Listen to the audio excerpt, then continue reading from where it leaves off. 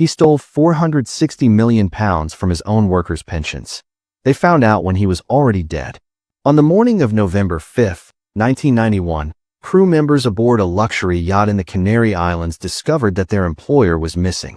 Robert Maxwell, one of the most powerful media moguls in Britain, owner of the Daily Mirror and the New York Daily News, a man who had dined with prime ministers and presidents, was not on board. His body was found floating in the Atlantic Ocean later that day. He was 68 years old. The official cause of death was recorded as accidental drowning, possibly combined with a heart attack. Within days of his death, investigators discovered something that changed the entire story. Maxwell had stolen approximately £460 million from the pension funds of his own employees. The fraud had died with him. The damage had not. To understand Robert Maxwell, you need to understand the particular kind of power he had built in Britain and why that power made him effectively immune to scrutiny for decades. Maxwell was not born Robert Maxwell.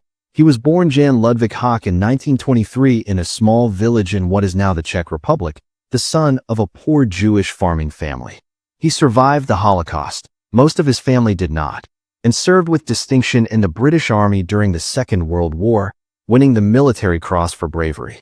He arrived in post-war Britain with nothing, an immigrant who had reinvented himself completely, and he proceeded to build one of the most improbable business careers in British history.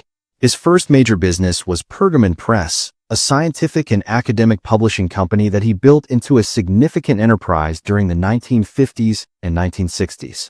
His ambitions, however, always exceeded any single business he controlled, and his methods, aggressive, confrontational, unwilling to accept institutional constraints on his behavior, repeatedly brought him into conflict with regulators and business partners.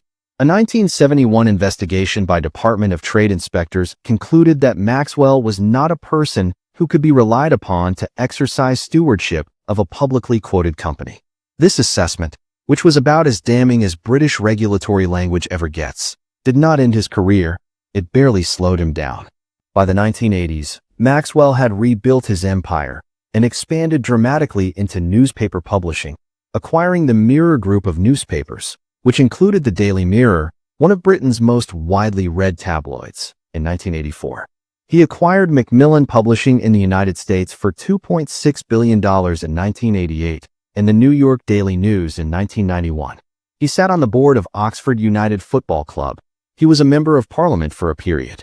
He was known personally to virtually every significant political figure in Britain, Israel, the Soviet Union, and the United States. His appetite for access and for influence was as enormous as his physical presence. Maxwell was a genuinely large man, over 6 feet tall, and at times weighing well over 300 pounds, and he used his physical presence as deliberately as he used his money and his connections.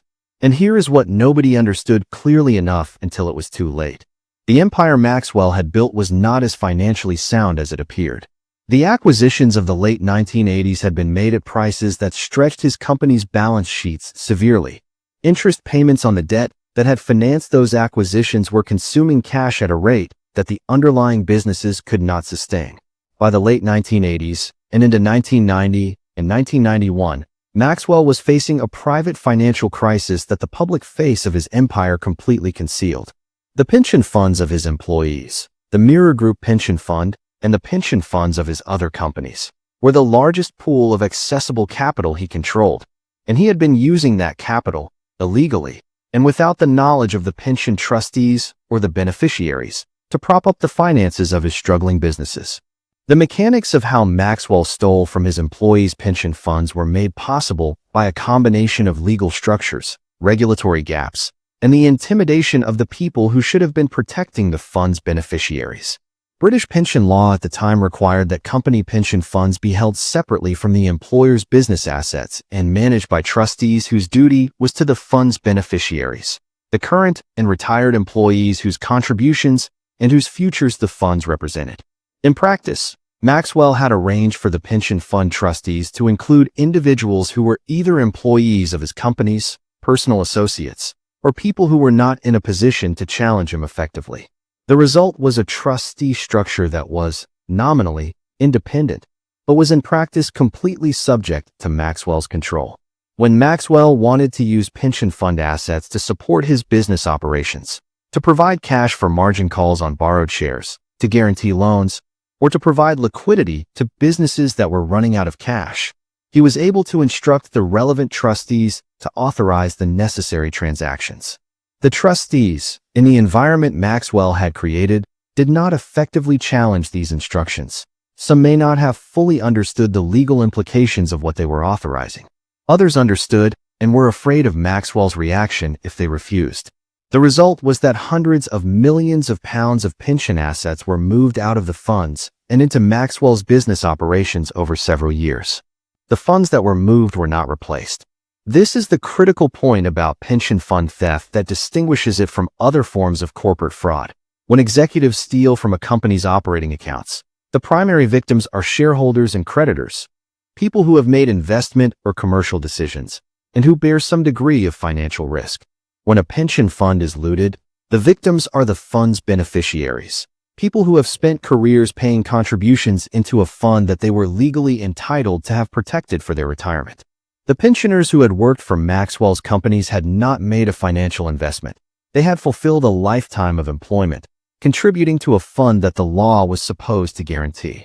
Remember who these people were. They were journalists and typesetters and printing workers and clerical staff who had spent careers at the Daily Mirror and Maxwell's other companies. People who had been promised, as a condition of their employment, that a portion of their wages would be protected and returned to them in retirement. Maxwell had taken that promise and treated it as a financial instrument for his own use, and the regulatory framework that was supposed to prevent this. The pension trustees, the pension regulator, the auditors who reviewed the funds, had failed completely to stop him, partly because of the intimidation he exercised, and partly because of genuine gaps in the oversight regime that nobody had addressed. The total amount that investigators eventually determined had been misappropriated from the pension funds was approximately £460 million. At the time of his death, that money was gone, and the retired workers who depended on it had no immediate way to know. Here is the question that has never been definitively answered. Did Robert Maxwell fall from that yacht? Did he jump, or was he pushed? Because the people he owed money to, and the secrets he was carrying, gave more than one party a reason to want him gone. Stay with me. The events of the night of November 4th to 5th, 1991 have never been fully reconstructed, and the circumstances of Robert Maxwell's death remain officially unresolved and practically contested. Maxwell had been aboard his yacht, the Lady Ghislaine, sailing off the Canary Islands. He had been seen by crew members during the evening of November 4th. He made several telephone calls that night, to family members and to business associates, and those who spoke with him described him as relatively normal in his demeanor, though under significant stress. The last confirmed sighting of him alive was in the early hours of November 5th. When crew members went to his cabin in the morning, he was not there. The subsequent search located his body in the Atlantic Ocean approximately 20 miles from the yacht. The Spanish authorities who had jurisdiction conducted a post-mortem examination. A second examination was conducted at Maxwell's family's request. The findings were inconclusive. The official death certificate recorded the cause of death as a heart attack combined with accidental drowning. The precise sequence, whether he fell overboard due to illness, slipped accidentally, jumped deliberately, or was pushed, could not be determined from the physical evidence. The ambiguity has generated decades of speculation. Maxwell was known to have serious health problems, heart disease among them, that made a cardiac event plausible.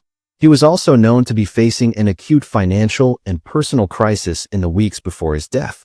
The pension fund theft was on the verge of exposure. Bankers who had lent money to his businesses were pressing for repayment. His empire was visibly crumbling, and the questions being asked by financial journalists were becoming increasingly pointed.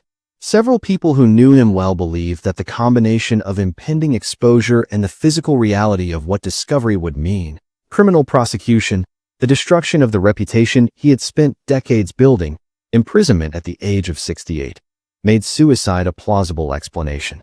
A third theory, that Maxwell was assassinated, has been advanced by several writers, and has never been definitively disproven. Maxwell had extensive intelligence connections, having been involved in various espionage-adjacent activities throughout his career. He had relationships with Israeli intelligence, and had worked at various points as an information source for multiple intelligence services. The argument that someone with access to Maxwell's yacht and a reason to silence him before he could expose or implicate others was responsible for his death cannot be excluded on the available evidence. It has also never been substantiated with direct proof. What is known as this? On the night he disappeared, Maxwell was carrying knowledge of a fraud that would devastate the retirement savings of thousands of working people. He was running out of time to conceal it, and he was alone on a yacht in the middle of the Atlantic Ocean. Whether he went into the water by accident, by choice, or by force, the effect was the same. The investigation that would have exposed him while he was alive became, instead, an investigation conducted in his absence, with no one to answer for what he had done. The discovery of the pension fund theft in the days following Maxwell's death produced an immediate crisis for the British government and a human catastrophe for the pensioners involved. Approximately 32,000 current and former employees of Maxwell's companies, Mirror Group journalists, printing workers, administrative staff, had pension entitlements that depended on the Mirror Group pension fund and other Maxwell-controlled pension funds. The money that should have been there to meet those entitlements was not there. The funds had a shortfall of approximately £460 million for pensioners who were already retired and receiving monthly payments. The immediate question was whether those payments would continue. For workers approaching retirement, the question was whether they would have anything to retire on at all. The British government faced intense pressure to intervene. The political stakes were high. The pensioners were not abstract financial investors. They were exactly the kind of working people that both major political parties claimed to represent, and the prospect of them losing their retirement savings through no fault of their own because of the criminal conduct of a dead media mogul was politically untenable. The government eventually provided emergency payments to the most vulnerable pensioners, while a more permanent solution was negotiated. In 1992, Maxwell's estate, the Mirror Group itself, and various financial institutions that had dealt with Maxwell agreed to a settlement that provided partial compensation to the pension funds, approximately £276 million, covering roughly 60% of the shortfall. The remaining gap was eventually addressed through a combination of government support and restructuring. The legal proceedings that followed Maxwell's death were extensive, but produced limited accountability for the individuals most responsible. Maxwell's sons, Ian and Kevin, who had been senior executives in their father's companies and who had been involved in the transactions that depleted the pension funds, were prosecuted for their roles. After one of the longest and most expensive fraud trials in British legal history, both were acquitted in 1996. The jury accepted that the brothers had been acting under their father's instruction and direction, and that the evidence of their personal criminal intent was insufficient for conviction. The acquittals were a significant blow to the families of pensioners, who had hoped that someone would be held criminally accountable for what had happened to their savings. The Maxwell pension scandal had lasting effects on British pension regulation.